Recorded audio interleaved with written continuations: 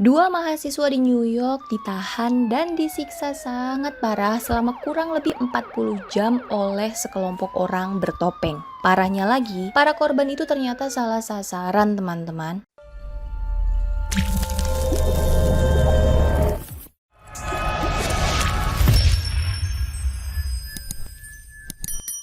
Nicholas Holias adalah seorang remaja yang berasal dari Chicago, Amerika Serikat. Dia ini punya bakat yang luar biasa di bidang olahraga, khususnya sepak bola. Pada tahun 2012, Nick ini bisa dapat beasiswa di Universitas Rochester yang berada di New York. Karena bakatnya yang luar biasa, Nicholas pun bergabung dalam sebuah tim sepak bola di universitas itu dan menjadi salah satu pemain utama di tim itu saking hebatnya. Selain jago bermain sepak bola, Nicholas juga sangat berbakat main piano loh. Itulah kenapa Nicholas diterima di sekolah musik Eastman yang ada di Universitas Rochester. Nah, selama berkuliah di universitas itu, Nicholas ini tinggal di sebuah apartemen gak jauh dari kampusnya.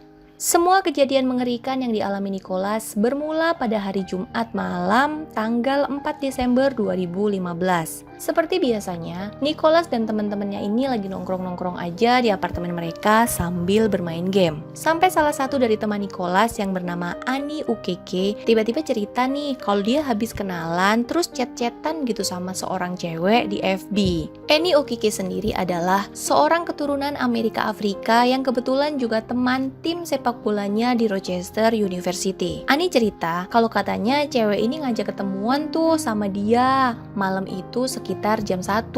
Si Ani yang mungkin ngerasa nggak pede ya kalau harus ketemu cewek sendirian, ngajak si Nicholas buat nemenin. Dan untuk meyakinkan si Nicholas, si Ani ini kemudian nunjukin foto cewek kenalannya itu. Cewek tersebut bernama Samantha Hughes yang berusia 19 tahun. Si Ani juga bilang kalau Samantha ini punya temen cewek bernama Leah Gigliotti buat nemenin dia. Nah, pas tuh kan, 2 cewek, 2 cowok. Hingga akhirnya Nicholas pun setuju untuk nemenin Ani ketemuan sama 2 cewek itu. Gak berapa lama mereka berempat ini ketemuan lah ya dan biasa ngobrol-ngobrol kenalan. Nah, pas udah agak lama nih ngobrolnya, si Ani ini ngajak Samantha sama Leah buat mampir ke apartemennya. Tapi mereka berdua nolak dan malah ngajak Nicholas dan Ani aja yang ke rumah Samantha. Kalau misalnya mereka emang pengen ngobrol lebih dekat lagi. Karena terus dibujuk, akhirnya Nicholas dan Ani pun setuju untuk main ke rumah Samantha aja. Mereka beneran gak curiga atau mikir aneh-aneh sama Samantha dan Leah karena mereka kan cewek ya.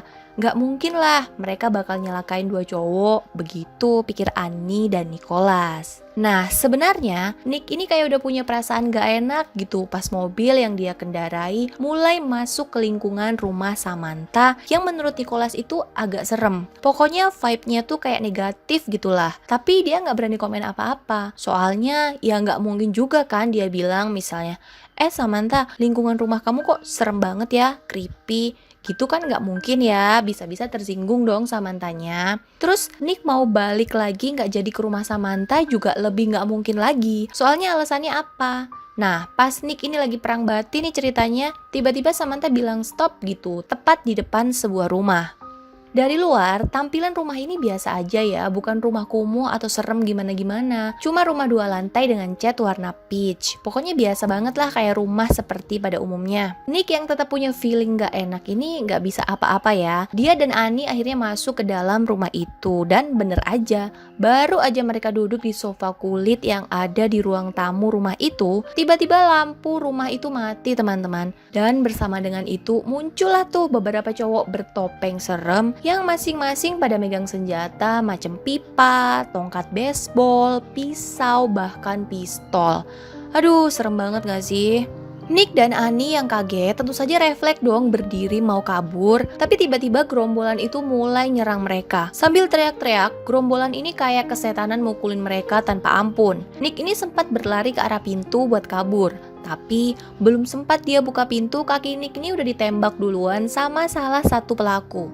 Nick yang jatuh nggak nyerah gitu aja ya. Dia tetap berusaha bangkit lagi menuju pintu. Tapi dari balik jendela nih, Nick ini ngeliat kalau di bagian pintu luar itu ada 2 orang cewek yang lagi nahan pintu biar nggak bisa dibuka. Dan itu bukan Samantha sama Leah ya, cewek lain lagi. Karena pintu ditahan sama mereka, otomatis Nick gak bisa kabur ya. Dan tepat saat itu juga, salah satu pelaku memukul kepala Nick pakai tongkat baseball sambil bilang, "Kamu jangan coba melawan."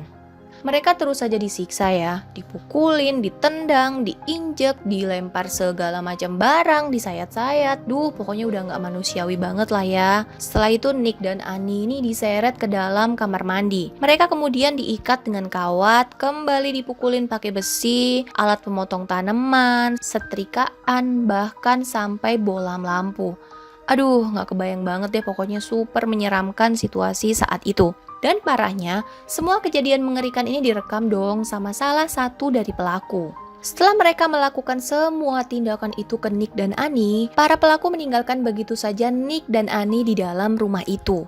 Tapi ini bukan berarti penderitaan mereka berakhir ya, karena esok harinya mereka kembali datang ke rumah itu dan kembali menyiksa Nick dan Annie tanpa ampun. Selain disiksa, para pelaku juga mengambil semua barang milik Annie sama Nick. Kunci mobil, uang, handphone, semua diambilin. Dan menurut Nick, mereka semua ini seperti sudah terorganisir ya. Selain pada pakai topeng, mereka ini panggil satu sama lain pakai nama samaran. Pokoknya udah direncanain banget lah kayaknya tindakan mereka itu. Setelah itu Annie dibawa ke sebuah kamar, sedangkan Nick dibawa ke dalam kamar mandi. Kemudian Nick ditaruh di dalam bathtub. Setelah itu Nick kayak dimandiin, pokoknya dibersihin lah dari darah-darah yang emang udah lengket karena saking banyaknya. Saat itu Nick sempat mikir kalau dia ini kayaknya mau dibebasin deh. Soalnya sekilas dia ngeliat kalau para pelaku kayak mulai beres-beresin bekas darah sama kekacauan di rumah itu. Tapi ternyata dia salah dong. Karena setelah itu para pelaku malah mulai nembakin kakinya lagi dan bahkan mereka maksa Nick buat nelpon pihak bank kali ini. Nick disuruh untuk mentransfer semua uang yang ada di rekening dia ke rekening giro miliknya. Untungnya saat itu weekend ya, jadi transaksi Nick nggak bisa dilakukan. Para pelaku kemudian memaksa Nick buat nyebutin PIN ATM miliknya. Dan setelah itu, mereka langsung mengambil ribuan dolar uang Nick dari beberapa ATM di sekitar wilayah situ. Tapi kebrutalan mereka nggak juga berakhir ya teman-teman, karena kemudian mereka semakin menggila. Jadi mereka ini kayak nyetel musik kencang-kencang sambil nggak berhenti nyiksa mereka. Pokoknya penganiayaan mereka ini berlangsung sampai hari Minggu sore. Udah hampir 40 jam, gila. Sementara itu di apartemen Nick pagi hari pada Sabtu 5 Desember 2015, teman sekamar Nick kaget, kok Nick gak ada? Dari pergi semalam kok belum pulang? Sedangkan menurut teman satu kamarnya, Nick itu gak pernah gitu. Dia coba nelpon juga handphone Nick gak aktif, makin khawatir tuh kan. Bersamaan dengan itu teman sekamar Annie juga mengalami hal yang sama karena Annie semalaman juga gak pulang. Karena sama-sama ngerasa kalau ada yang gak beres, mereka kemudian melaporkan hilangnya Nick dan Annie kepada polisi kampus. Untungnya, polisi kampus langsung bergerak cepat menindak laporan mereka. Polisi curiga karena nomor handphone mereka berdua sama-sama nggak aktif. Bahkan iPhone Find Me mereka juga mati. Polisi kemudian mendapatkan informasi kalau Nick dan Annie ini sama-sama anak medsos, terutama Facebook. Jadi mereka ini terkenal lumayan aktif nih di Facebook masing-masing. Mendengar informasi itu, polisi langsung menyelidiki akun Facebook keduanya buat nyari petunjuk. Siapa tahu aja mereka ninggalin sesuatu gitu. Nah, akhirnya polisi membaca chat terakhir yang dilakukan antara Annie dan Samantha. Di mana di dalam chat itu jelas mereka merencanakan untuk bertemu di malam Annie dan Nick menghilang. Di situ juga menyebutkan nama Leah Gigliotti, sehingga polisi pun berusaha menemui mereka dan menginterogasi keduanya. Awalnya mereka berdua diem 1000 bahasa. Pokoknya gak kooperatif sama sekali deh. Dan itu malah bikin polisi makin curiga dong. Makin dicecer lah mereka berdua. Kecurigaan polisi juga makin kuat setelah melihat aktivitas perbankan Nick pada hari itu. Nick sepertinya menarik uang dengan jumlah yang lumayan banyak dari beberapa gerai ATM. Dan setelah hampir 12 jam polisi menginterogasi Samantha dan Leah, mereka mulai nyerah akhirnya. Karena dari mulut mereka keluarlah 2 lokasi yang dipercaya menjadi tempat disekapnya Nick dan Annie. Polisi Rochester pun segera bekerja sama dengan tim SWAT untuk mendatangi lokasi yang disebutkan Samantha dan Leah. Lokasi pertama adalah sebuah rumah yang ada di Harvest Street nomor 22 yang ternyata adalah rumah Samantha. Dan emang benar, Nick sama Annie disekap di situ. Pas nyampe sana, polisi sama tim SWAT langsung mengepung rumah mereka ya. Dan pada saat itu, ada salah satu pelaku yang keluar dari rumah itu. Begitu dia lihat kalau ternyata rumah itu udah dikepung, dia ini panik dan buru-buru masuk lagi ke dalam rumah, lepasin ikatan Nick sama Annie, lalu kabur. Tim SWAT juga bergerak cepat ya. Mereka langsung mendobrak pintu rumah itu dan mulai memburu para pelaku. Tapi sayangnya, mereka hanya bisa menangkap 2 dari semua pelaku karena sebagian udah keburu kabur lewat pintu belakang. Dan saat tim SWAT ini menggeledah rumah itu, mereka pun akhirnya menemukan Nick dan Annie yang keadaannya sudah sangat-sangat kritis ya. Mereka segera dibawa ke rumah sakit untuk mendapatkan perawatan. Dan saking parahnya luka yang dialami, mereka berdua harus dirawat secara intensif selama 25 hari. Gak kebayangkan separah apa luka yang mereka dapat. Dari rumah itu, polisi pun mendapatkan barang bukti alat-alat yang dipakai untuk menyiksa Nick dan Annie seperti senapan, pisau, pentungan besi, setrika, alat potong rumput, dan masih banyak lagi teman-teman. Setelah itu, polisi mulai memburu semua pelaku yang berhasil kabur, hingga akhirnya sebulan kemudian polisi berhasil menangkap semuanya. Para pelaku ini berjumlah total 9 orang, yang terdiri dari 5 orang laki-laki dan 4 orang perempuan. 5 dari 9 pelaku itu identitasnya tidak di-up ke publik ya, tapi 4 sisanya akhirnya dirilis oleh kepolisian Rochester. Dan mereka ini bernama Samantha Hughes, Leah Gigliotti, Lydell Stickland, dan Elliot Rivera. Selain barang bukti alat-alat yang dipakai buat nyiksa, polisi juga punya sebuah rekaman video aksi kekerasan yang dilakukan para pelaku. Lalu, apa motif para pelaku sampai tega melakukan aksi kejam itu? Nick sama Annie ini sebenarnya punya salah apa sih sama mereka sampai harus disiksa puluhan jam tanpa ampun kayak gitu?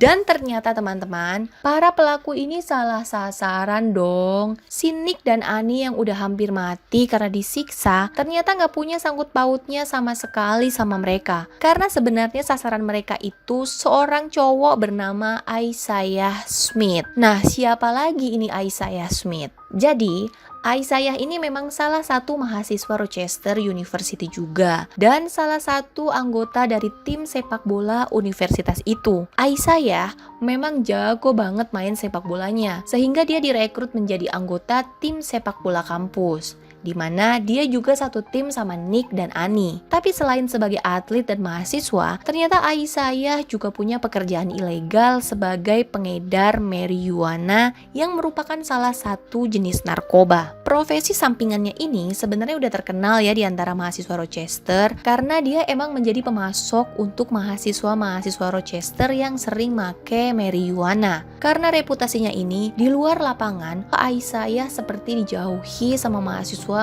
lain termasuk Nick dan Annie. Karena mereka kayak ngelihat sekilas kalau sosok Isaiah ini sebagai orang yang bermasalah. Di luar kemampuan sepak bolanya yang emang jago ya. Tapi balik lagi, karena Isaiah emang dasarnya nggak bener, dia ini lebih bangga sama pencapaiannya dalam dunia pernarkobaan ketimbang prestasinya di sepak bola. Terus hubungan Isaiah sama pelaku penganiayaan Nick dan Annie apa?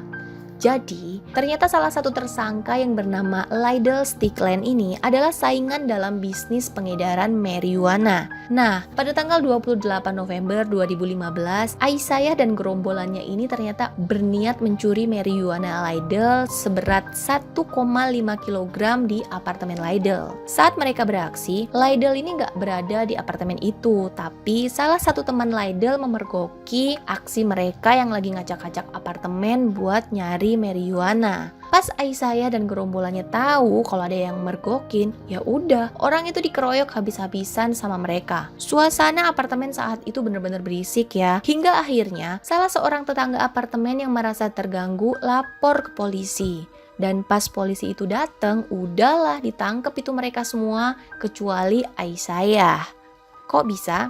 Bisa dong, karena Aisyah ini ngakunya jadi korban dari pengeroyokan itu. Nah, pas lainnya digiring ke kantor polisi, si Aisyah ini malah dibawa ke rumah sakit karena dia ngakunya korban. Tapi walaupun begitu, dia tetap ya diinterogasi dan diselidiki tentang keberadaannya di apartemen itu sama polisi. Dan karena dia nggak bisa ngasih alasan yang masuk akal, akhirnya mau nggak mau dia jujur kalau dia kesana buat nyuri marijuana. Ya udah, akhirnya Aisyah ini ditetapkan sebagai tersangka sama polisi dan mendapatkan hukuman penjara selama 5 tahun. Tapi ternyata nggak lama kemudian Aisyah bebas teman-teman, karena pelatih dari tim sepak bola Rochester datang ke kantor polisi dan membayar uang jaminan sebesar $15.000 atau sekitar 200 jutaan untuk membebaskan Aisyah Smith. Yang pastinya itu bukan uang pribadi sang pelatih ya, tapi uang dari pihak kampus. Di sini aku juga nggak ngerti kenapa pihak kampus sampai segitunya nyelamatin Aisyah padahal dia terlibat sama urusan narkoba loh. Dan ternyata pengeroyokan di apartemen itu dipergoki satu lagi teman Lydell yang lain, tapi dia berhasil lolos. Dia ini adalah Elliot Rivera. Nah, si Elliot ini kemudian ngadu sama Lydell kalau dia lihat salah satu pelaku adalah orang keturunan Amerika Afrika yang tinggal di sebuah apartemen. Setelah itu dia mulai mengintai apartemen itu dan diketahuilah kalau orang itu tinggal di lantai 7. Dan itu adalah apartemen tempat tinggal Aisyah.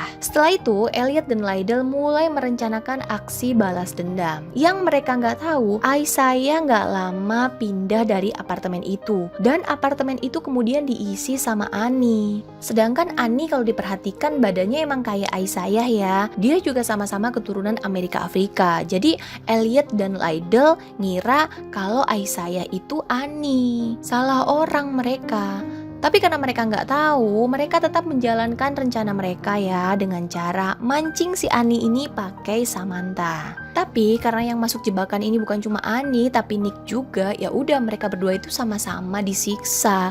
Begitu cerita lengkapnya teman-teman. Lalu apa hukuman buat semua pelaku penganiayaan Nick dan Ani? Setelah melewati persidangan yang cukup pelik, hasilnya adalah ke-9 orang itu dinyatakan bersalah. Samantha Hughes, Leah Gigliotti, dan 3 pelaku lainnya dijatuhi hukuman sampai belasan tahun penjara. Elliot Rivera dan 2 pelaku pria lainnya mendapatkan hukuman selama 35 tahun penjara. Sedangkan Lydell Stickland dijatuhi hukuman sebanyak 155 tahun penjara. Karena dalam bukti rekaman video yang ditayangkan di pengadilan, Lydell lah orang yang paling banyak menyiksa Nick dan Ani.